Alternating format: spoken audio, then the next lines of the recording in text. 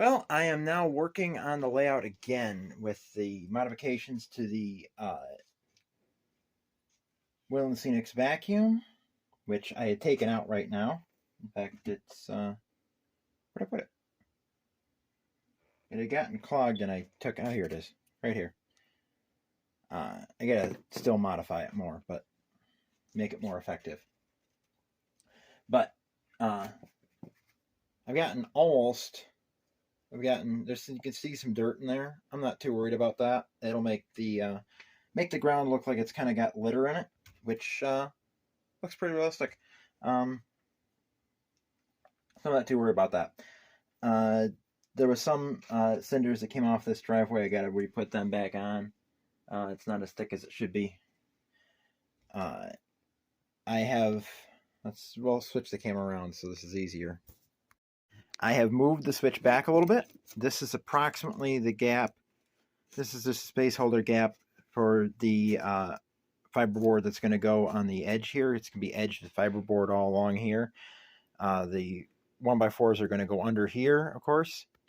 I am getting ready to put cinders down in this track. I have my drill over there in that bag. I'm going to drill a hole. I'm going to cut one of these, stick underneath here, and cut the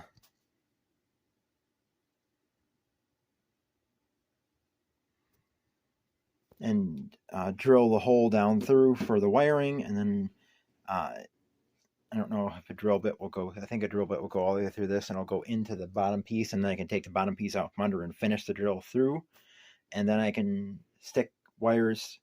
I can take my wire, stick it up through, and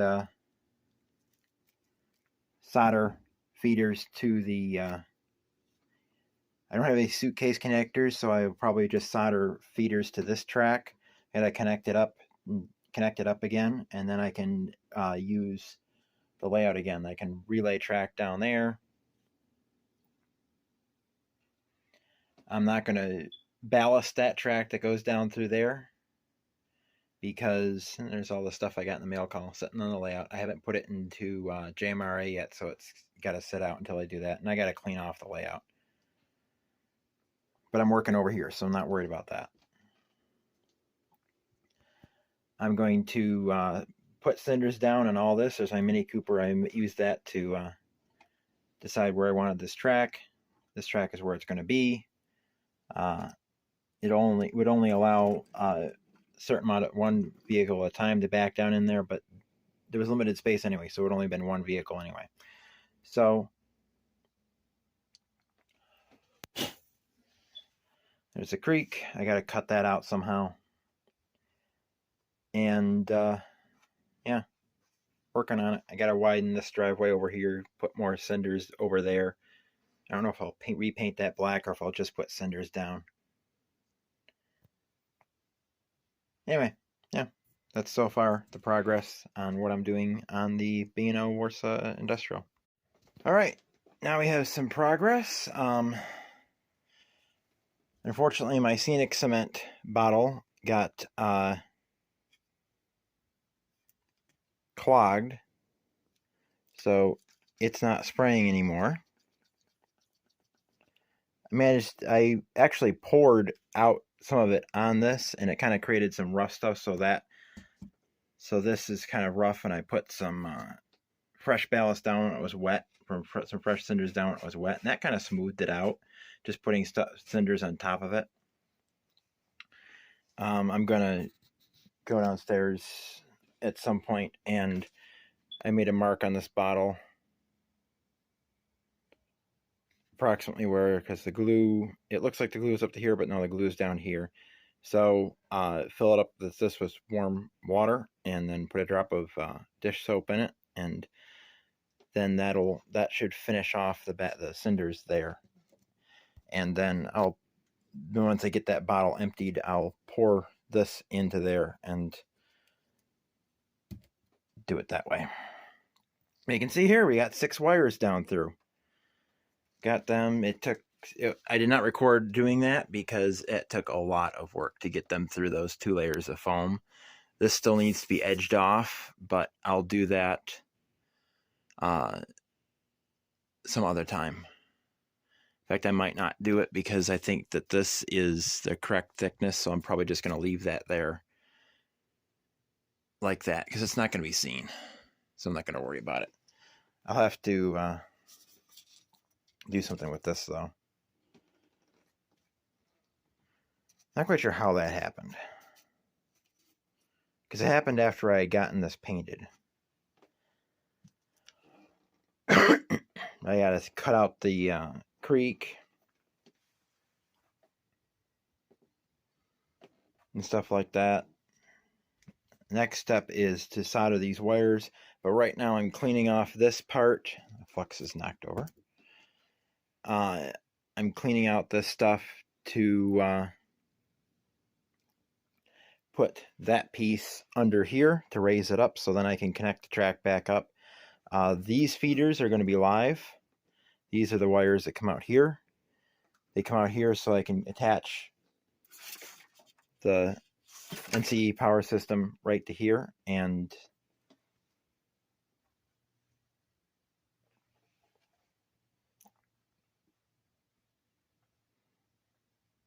yep, that's that.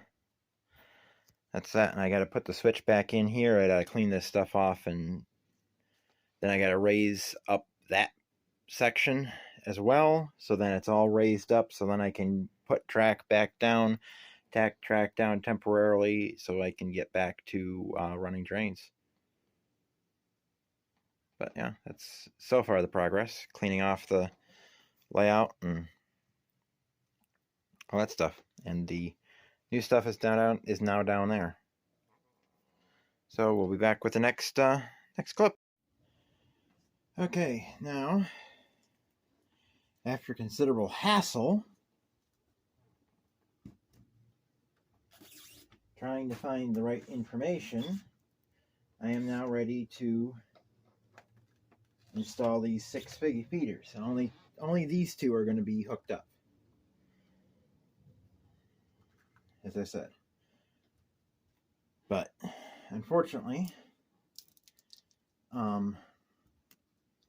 this is something I found really annoying, and it took me a while to find this information. I had to Google it because I was looking up videos.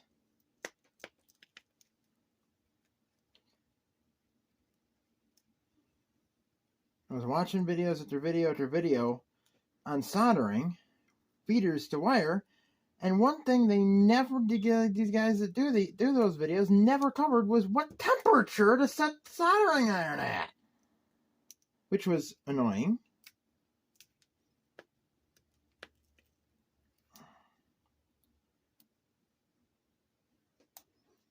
Okay, you're supposed to push this down and turn, but it's not doing it. Okay, I'll have to resume this when I get this open. Alright, I got that open, and thankfully they had put tape over the top of it because this thing leaked. The seal leaked. So that's gross. Now the video from Ron's Trains and Things, he used a micro brush to apply flux to the wires and the track. Well, I don't have one of those, so I just grabbed a little thin piece of cardstock, and hopefully this will work. Yeah, that'll work. To put flux on the track, the flux there.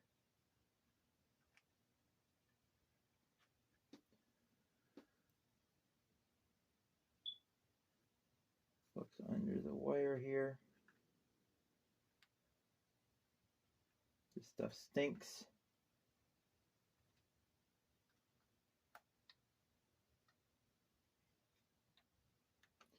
My problem is this is a little hard to control because it's bending.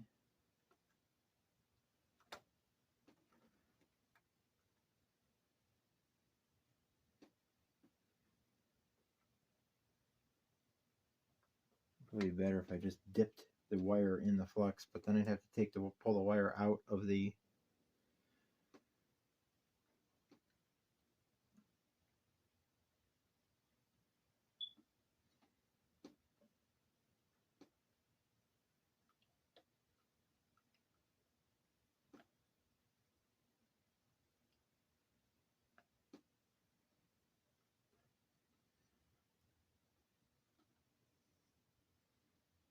that is falling apart.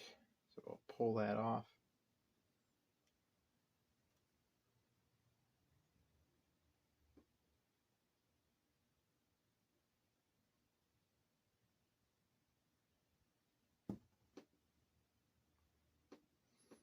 And move up a little bit on the...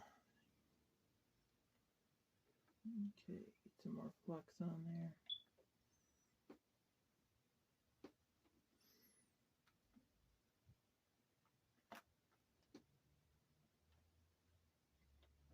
Okay. Now that's taken care of. Okay, now my soldering iron is heated up.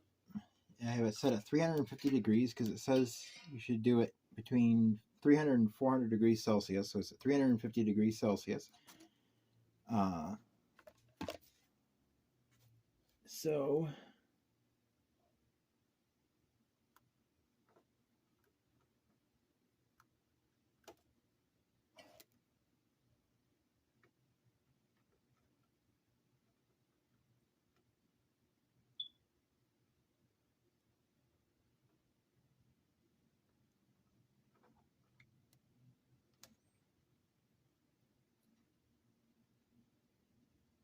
getting our solder on the wires here.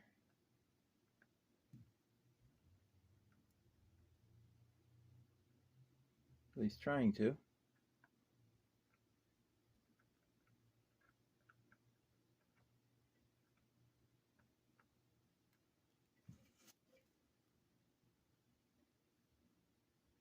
Now I'm doing what, I don't remember who it was, which video I watched. I'm putting the solder on the wires.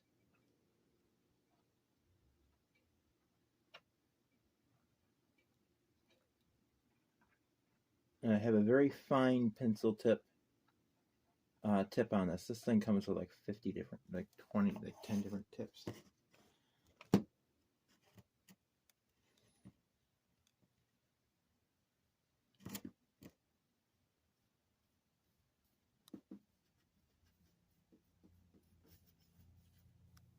I have my sponge down here on this kit came with a sponge. So I'm cleaning off the tip right now. And now the soldering kit also came with this pair of tweezers. 2 pairs of tweezers. So I'm going to use the tweezers down here to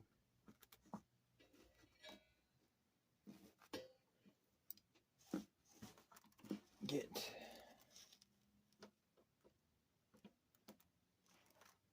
now it's cooled off.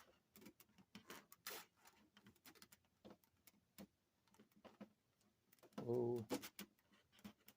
Ah.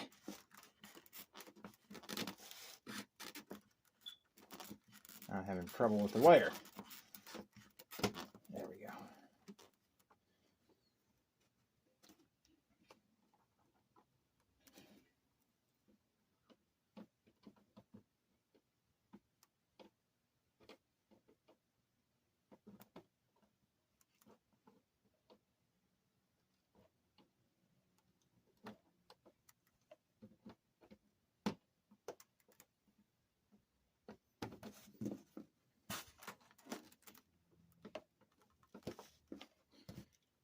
Okay, this is...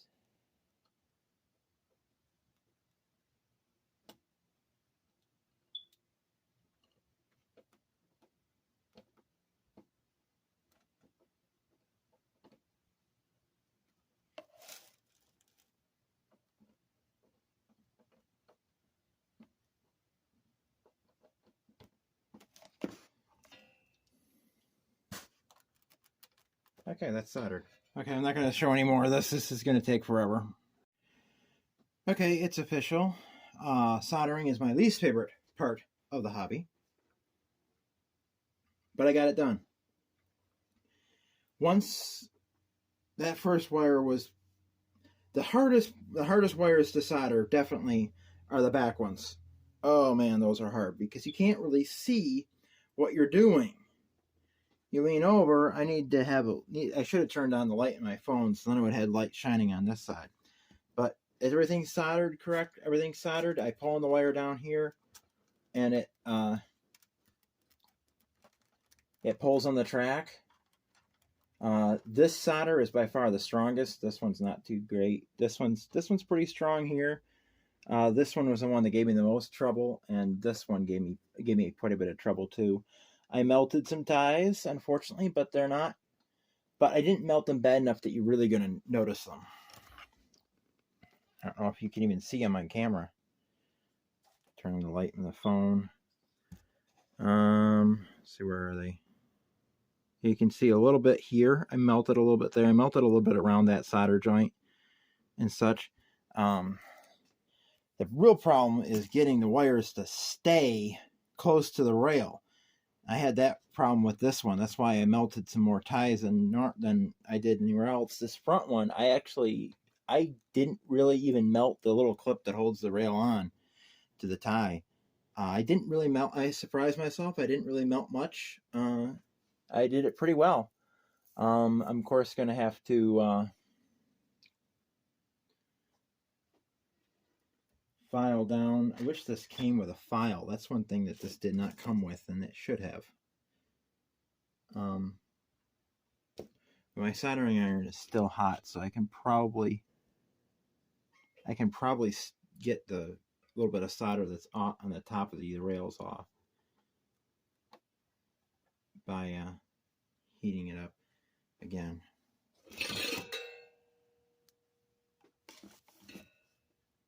Try to get that solder off the top of the rail.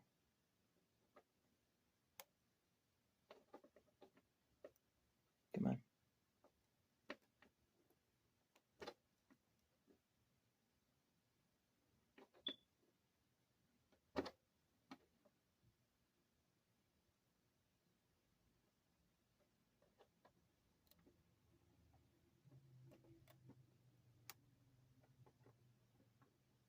Not going to come off.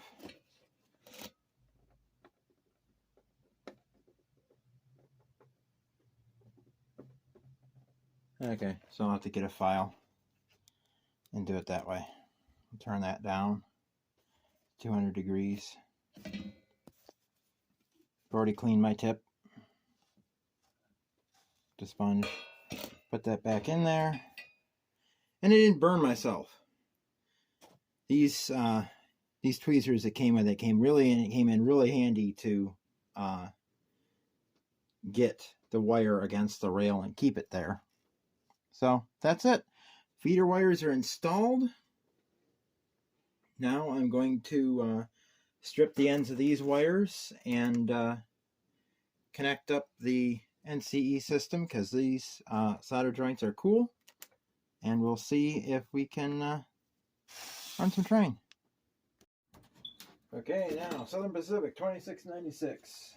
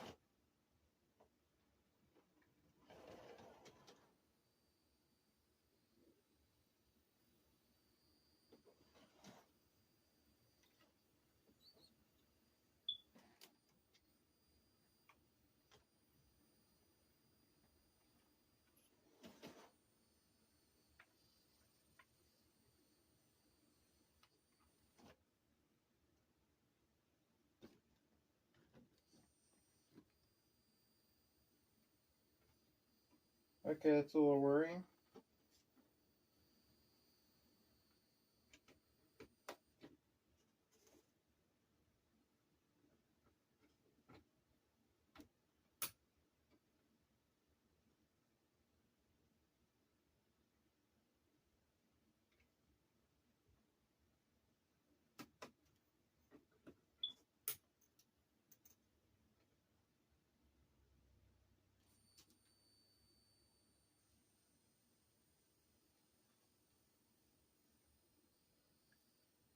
My track is buzzing.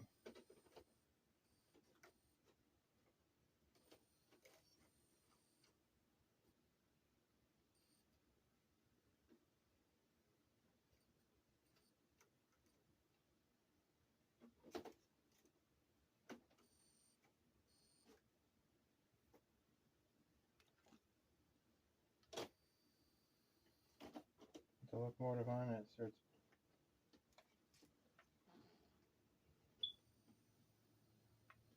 Okay, something's wrong.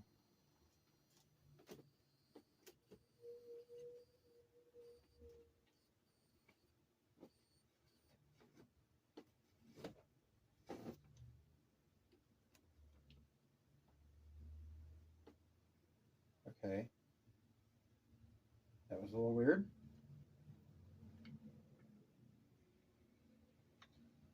I think I fixed it. Just by moving a nail a little bit. Okay, that was bizarre. Not gonna lie, that was bizarre. But we got track. I think I know why. I think this is why, because this is not really connected. Okay. I'm an idiot. It was the solder across the rails. That was what was causing that buzzing. I didn't even think about that. I didn't even think about the fact that that was flat across both rails, both back rails. So that's why it was buzzing.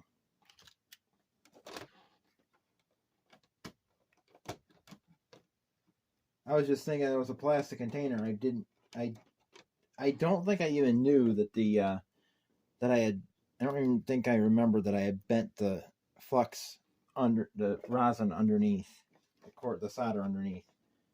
So now let's see if we can. There we go. We are no longer working on alligator clips. We are now working on soldered feeders.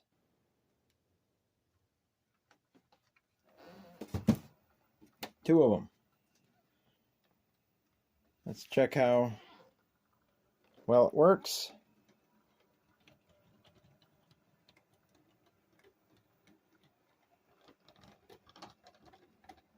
It goes over that track without much issue. I will flatten that out, but it's not really a problem right now.